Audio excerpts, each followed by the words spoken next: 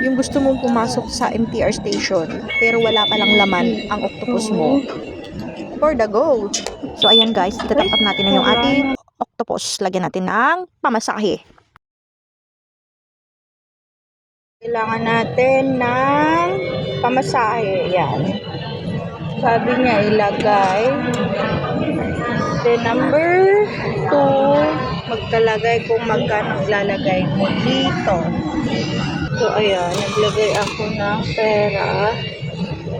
Tapos, remove the card. Ano siya? So, ayan na yung aking resibo. Tapos, ito na yung card. So, ngayon, check natin dito kung magkano yung ayun. Diba? Ganun lang pala. Top up natin dito. So, ayun. Pasok